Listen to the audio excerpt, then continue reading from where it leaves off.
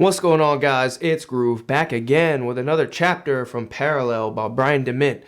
And in this chapter, he goes over Bitcoin's biggest idea and what that is. And so Bitcoin's biggest idea. So that is hyper-Bitcoinization. Everybody everywhere across the world uses Bitcoin as a peer-to-peer cash system. So when it comes to hyper-Bitcoinization, this is really hard for a lot of people to understand or even wrap their heads around because we've just been living in this fiat world our entire lives. I tried to tell my dad about this or try to talk to him about this and he still did not get it. He's like, oh, I don't understand. I don't get it. My dad is just in real estate and he's always going to be in real estate. You know, that's his thing. But I'm like, this is a new money. This is a new thing that we are going down. We are going down this path to hyper-Bitcoinization. It will come. Again, a lot of people, they don't see it. They can't get it because we've just been living in this world for so long. I love the analogy of the Titanic. Back in the day, in the early 1900s, or even before then, you could work a job and you could save money and everything was great. And then you needed to get into real estate because saving money didn't do it. And then after that, you needed to get into the stock market. So now you need to learn how to invest and do the whole 60-40 portfolio and put your money into the S&P 500. And then after that, everybody wanted to be a trader. Now everybody wants to trade. I want to day trade. And the Titanic analogy, everybody's just shuffling deck chairs on the Titanic because the dollar is crashing. And so what is everybody doing? I can't save money, so I got to get into real estate. I got to get into stocks. I got to get into day trading. And all of these things that you're trying to do to get ahead because you're losing value in the money.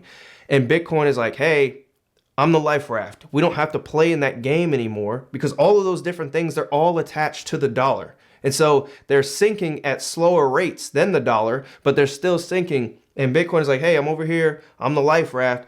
But so many people just cannot get it because we've been living in this fiat box world. And so it's hard for them to see outside that world. It kind of makes me sad too, because he mentions how it doesn't matter how many podcasts there are, how many books there are, because we live in this fiat world, the majority of people they'll just be doubters. They will never understand. They will never get it. Again, no matter how much information is out there, they will just be like, I don't get it. Again, going back to my dad, I'm like, what will make you get it? What will make you want to get into this thing before it goes crazy and becomes, super valuable? And he's like, I need to see it used in Walmart every day. And I'm just like, by that time, it's over with. And you're just probably going to be working for, well, my dad's not going to work because he's retired. But the majority of people are just going to be working for these Satoshis when you can just buy it right now with dollars. It's so crazy. But again, he mentions how people that are doubters will just never get it. And it kind of makes me sad because so many people are about to miss this. And then they're just going to be mad in the end. Like, oh, well, I can't believe you got in early. You got lucky. Well, I kind of feel sorry, but at the same time, if you can't see what is coming, then hey, you're on your own at that point. So when it comes to the process of this hyper-Bitcoinization world, this is what the whole book of Parallel is. It's a parallel economy running, parallel to the current system that we live under right now. You will have like businesses and job opportunities. Hey, I'd like to get paid in Bitcoin. Hey, do you accept Bitcoin at your business?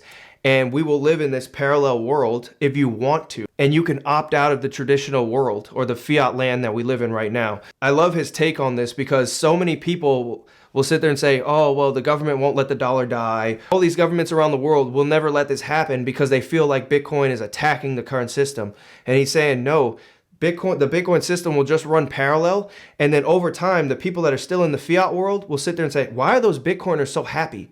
Why are they getting richer? Why are their lives better than mine? Like, why do they seem happier? And so over time, these people will opt out of the fiat system and just switch over and join the Bitcoin standard, this hyper-Bitcoinization world.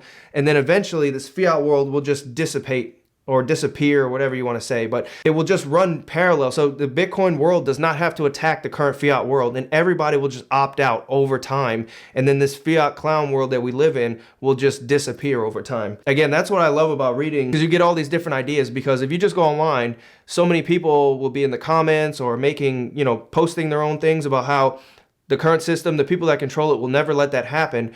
But because Bitcoin would be attacking that system. But again, he says that Bitcoin doesn't even have to attack it. It can just run parallel, and everybody over time will just opt out of the old system for the new one, and the old system will just disappear on its own. And you can already see this happening in the world. Countries like El Salvador. If you don't understand the IMF, it's pretty much like, well, it's not the World Bank, but it is a bank of the world. And what they'll do is they will give loans to all of these smaller countries that they can't repay. It's like a cash advance payday place that's in a lower income area. And what they do is they prey on the weak, they prey on the poverty, but for larger world scales. And so they will give these smaller companies or countries loans and be like, hey, we can help you build infrastructure and bring electricity and roads and water to your country. And then they will be like, okay, cool, knowing that they'll never be able to pay back these loans. And then once they come, these loans come due, they'll be like, hey, if you can't pay it back, that's a nice little gold mine you have over there. That's a nice little oil mine or oil field you have over there. I'll take that instead. With El Salvador opted out. And now the IMF is sweating. Like, these people in El Salvador are mining Bitcoin and their life is getting better. They're using the better money. They don't need us anymore. And now all of these other smaller countries will eventually start to see this. I think Argentina is looking at this. The Kingdom of Bhutan is mining Bitcoin. So all of these other countries who are taking these loans from the IMF will see people or these other countries on a Bitcoin standard and be like, I want some of that too. And so it's kind of like a loop, a self-fulfilling prophecy.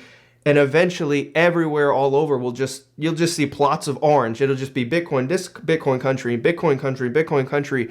And over time, this is how this will lead down to this, this hyper-Bitcoinization world. And then eventually, again, you'll have the top countries starting to do it as well. I really like this chapter. It's super short, but again, understanding what a hyper-Bitcoinization world looks like and how we can get there and how that would be better for all society. The main takeaway from this chapter is that it does not have to attack the current system. It can run parallel and everybody will just over time opt out. And then this world that we live in where everything gets more expensive, everything gets worse, everything gets degraded over time will just disappear. I really like that because most people online, they don't talk about that. They're just saying it would never happen because that would just mean that the current system will get attacked and they'll never let that happen. And he's like, it doesn't have to be like that. The Bitcoin world does not have to attack the fiat world. And eventually the fiat world will just crumble on its own. And so, yeah, I really like that about this chapter.